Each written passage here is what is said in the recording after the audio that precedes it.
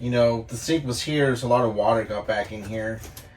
So I'm going to replace it, and then I will start with the kitchen cabinet. I had mentioned that we're not going to have a stove or oven. All the cooking is going to be done outside. So we no longer need this exhaust fan. I'm going to take it out. This will give us a lot more room. This needs to be replaced. It's falling apart. Removing these gas lines. Since we're not going to have a stove, we don't need it. This line goes to the old refrigerator, and there's another line here that used to go to the heater. Now we're going to have a portable electric heater, so I don't need to worry about that. The only gas line that I need will be the one that goes underneath the bed for the water heater. There's already a T in place there, so I'll just have to cut off the pipe, put a cap on it, and we'd be good. So on to the next task.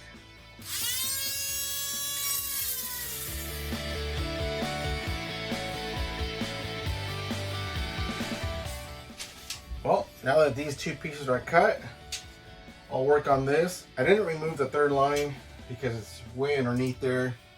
I can't really get to it, but I can get to it from the outside. So I'll do that the next few days, but on to this.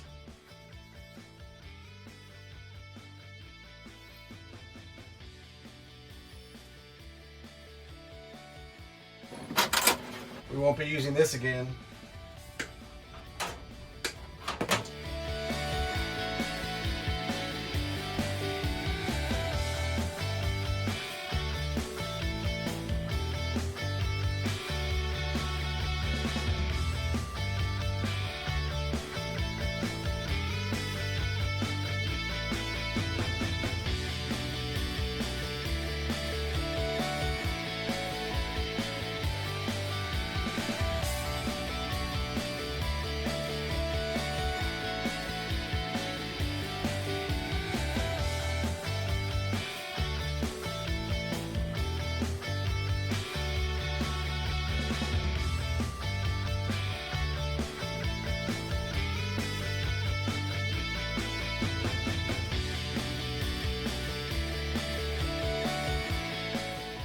Okay, so I finished removing the paneling. I'm not going to remove this section here. I'm just going to put a new piece of paneling over the top of that. This, however, is that box I have to replace. You know, as you can see, all my electricals right here. So I'll build a new box and then transfer each one of those components one at a time. Set that aside, and then I'll put new paneling in place. Most of the paneling here was damaged due to the sink being right here and the water was just going back in here, but everything's solid. It was just the paneling that got destroyed. So we will put a new piece of paneling up there, and then I can build my kitchen cabinet. Okay, so we're back on to building the kitchen cabinet, and one of the dilemmas that I have is that this box here contains all the electrical, and it had my cable for my power, but it was wrapped in this little tiny little section right here, and that's why my panel on the outside was bulging. So what I decided to do is make this a little bit longer so it can house the cord and give plenty of room for the other electrical components. The only dilemma that I have with that is, will my sink fit? I actually know it does. I just tried it, but I wanted to show you really quick. This is the sink that we purchased, the stainless steel, and this used to have a double sink, but we decided just on the one, and I wasn't sure if it was going to clear this, but if I push this box back, and I don't know if you can see my boards on the floor, but that's the outside of the cabinet, but it looks like it will fit here. There'll be plenty of room for my water spout, so this is where we're going to have it. We're not going to have a stove. What we decided to do is keep this as counter space, so we can have our Keurig here. All the cooking will be done outside, so we don't need an oven, so we're good with that. Just a single sink and plenty of counter space. So I went ahead and notched this little stud out. This way it'll allow the wires to be behind it. and I just have to screw this in. And what I'm going to do also is, this is a switch for my lights, and then these wires here are for my USB charging station. So what I'm going to do is, when I build a frame, I'm going to put it on the outside over here and set up high.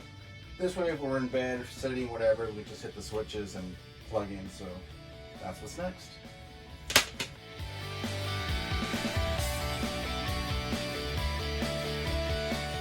Next thing I need to do is cut out my knee piece, but it has a lot of cutouts for windows and the opening here.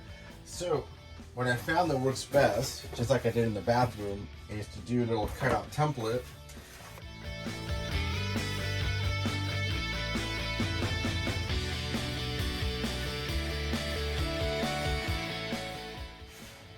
So after setting my template on here, I went ahead and traced the cutouts. This one here is just to give me a little starter point as to where the window's going to be. But this is what I was concerned about right now. Is all my electrical goes through here, and this is the opening for the paneling on the outside. So now I'm going to cut it. Let me zoom in. I'm hoping that I can fix that with a little bit of glue and the clamp. Now I'm still going to put trim around here, so it should cover most of it, but all I can do is just glue it down and see what it looks like when it's dry, and I'm just gonna have to live with it because I don't want to cut this piece again.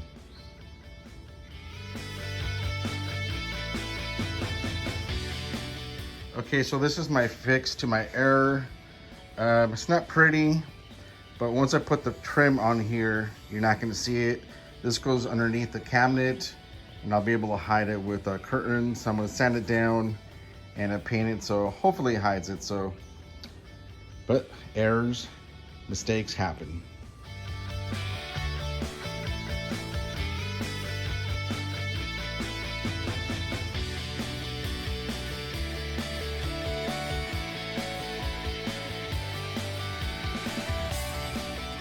Okay, so as you can see, I already have this piece cut. My first attempt didn't work so well. I had to take it back out and cut it. It's going to be a gap here, but the trim's going to hide it, so that's not going to be an issue. This is for the blowout of the plywood happened, but I glued it, sanded it back down. Once I put my frame around the outside here, my trim, you're not going to notice it, so we're good. So now I'm just left to finish stapling this in or nailing it in. Then I can finish building the box. I'm going to extend the box out like another foot. This way my electrical cord can go on the inside.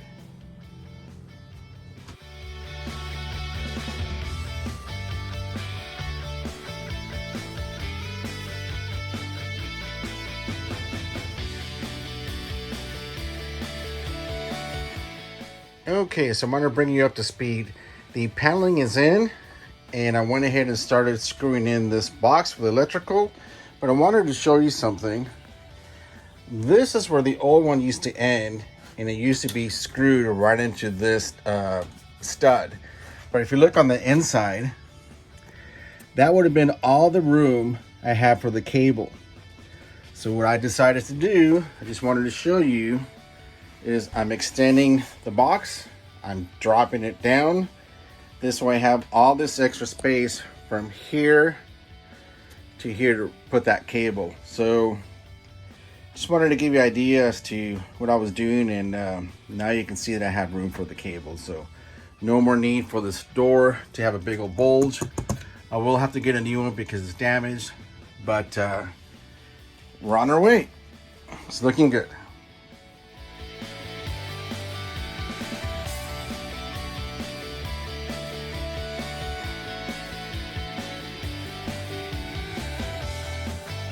Okay, so I finally finished the box for the electrical. As you can see, I added that extra section. This piece is going to be cut across, but that's just temporarily holding it, so I was able to screw everything. But I want to show you the outside so you can see how much room that I have. I wanted to show you a close-up. Now, this is where my electrical is going to go. As you can see, it goes all the way inside, and it's tucked down below, where before it used to end right here. So everything was shoved right here. this little panel and everything I shoved over to the right, which allowed me to have all this room. Put my cable in here, I could take it in and out, and it's tucked in, out of the way. So a lot more room. So anyways, I zip tied my cables right here, made a couple holes so the cables can go through the paneling. So now I'm going to start building the actual frame for the kitchen cabinet. So I went ahead and cut up the pieces for the frame. Now there's going to be two sets of frames. This is the one that goes in the back near the wheel well. This way I can enclose this, insulate the wheel well. There's going to be another frame in the front, but you can get an idea of how it's going to be. Once we figure out where the seat's going to go, because we're not 100% sure, I will have to probably move this stud or cut it down, do something different, but we're still trying to figure that out. But you can get the picture of what it's going to look like. It's coming together. This electrical box back here is perfect, it's solid, and it's coming along great. Kitchen cabinet is starting to come together. I just put everything together with clamps. I'm happy where it sits. So now I'm starting to screw it into the wall there and also the floor. Frame for the cabinet is pretty much done. The only thing I need to do now is figure out where my sink's gonna go. And let me show you something. So we weren't sure, we were not sure where we were going to put the sink. That's why I did this back frame all the way across. And I just talked it over with my wife, and we want it more even to this window here. So what I'm going to do right now is move this stud here over like 2-3 inches, cut this out, and I'll end up putting a brace from here to here just so it doesn't go back and forth. But that's going to give me enough clearance to mount my sink. My sink's going to go a little more in the center, but once I cut this out, we'll be able to put the butcher block in, put the sink in place. So we're almost there.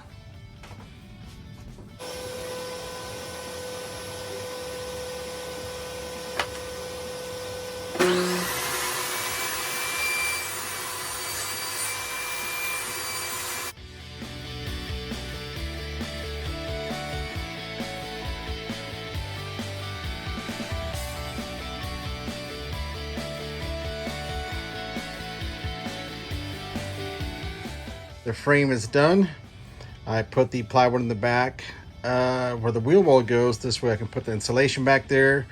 I put the little braces there for the floor.